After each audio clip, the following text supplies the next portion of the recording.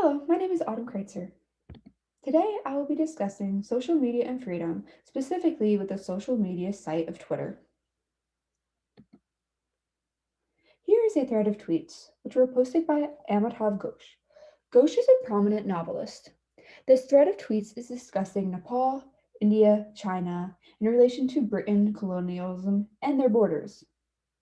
This thread of tweets is actually historically inaccurate, yet it was still posted to Twitter by Ghosh. This thread of tweets is what inspired the research. The two important questions that this thread brought up for the research was first, do false tweets gain more attention than true tweets?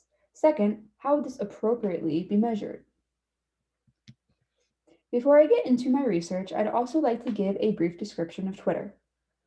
Twitter is a social media site that also gives users the ability to microblog, where posts can be no longer than 140 characters. Also, as a plethora of content ranging from entertainment, business, politics, and news. Now back to my research. Again, the question being, does false information on Twitter gain more attention than true? The overall process was first, harvesting and downloading mass amounts of data from Twitter. Secondly, analyzing the validity of tweets, basically speaking, asking whether, is this tweet true or is it false? The last step, analyzing whether a false tweet gains more attention than a true tweet based off of the favorite count. A recent event that has happened is the Texas power outage. There are many true and false statements posted on Twitter, so I thought it would be a good example and also give a good glimpse as to whether false tweets actually gain more attention than true tweets.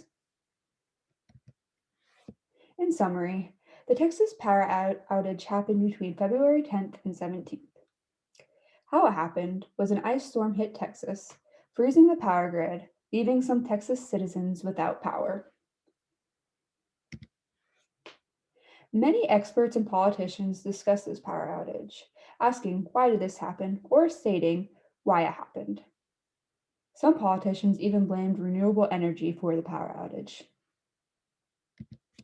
After additional research, it was found that renewable energy actually did not deserve the blame, but rather it just highlighted the fact that Texas needs to be better planned and better equipped for such weather. So, I downloaded data from Twitter that was pertaining to the Texas power outage. Once I did that, I assessed the validity of tweets, whether they were true or false, by doing my own research on the outage and why it happened. Once I did this, I created this box plot with that data based on the favorite counts of the false and true tweets.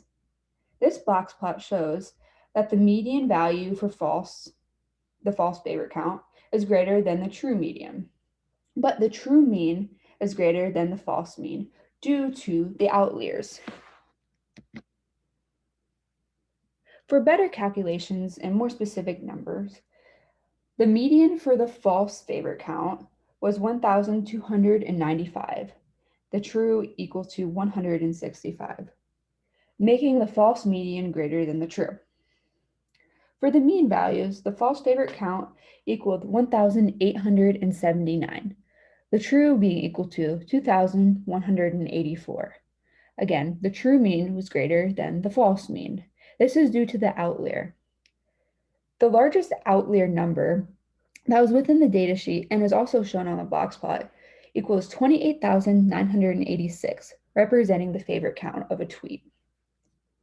So, based on this data, it can be seen that there isn't really a true and concrete answer as to whether the false tweets received more attention. Yes, the mean of the true tweets is only greater due to the true outlier, but still, there has to be a larger sample size to more clearly understand this. There are obviously limitations to my research. First, it was very time consuming to download the tweets, to understand the context of the tweets, and then to be able to professionally say, is this a true or false tweets based on my own research? Another limitation, again, was the sample size of the tweets.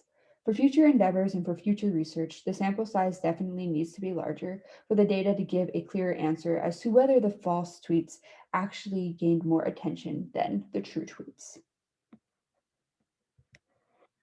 Now, in relation to freedom, this research brought up two big questions to me, but due to time limitations, I can only ask them and not really answer. The first question being, does false information have a negative impact upon freedom? So, if a user reads a post and it is a false tweet and they accept that tweet to be true, does that impact their freedom in a negative manner since they have a skewed perception of reality? Second, does censorship of information infringe upon freedom? So, if Twitter created guidelines stating that a Twitter user could not post false information, then meaning that user could not read false information, does this infringe upon freedom by not allowing them to have the right of speech or allowing a user to synthesize and process their own information, even if it was true or false? So this is the basis and the conclusion of my research.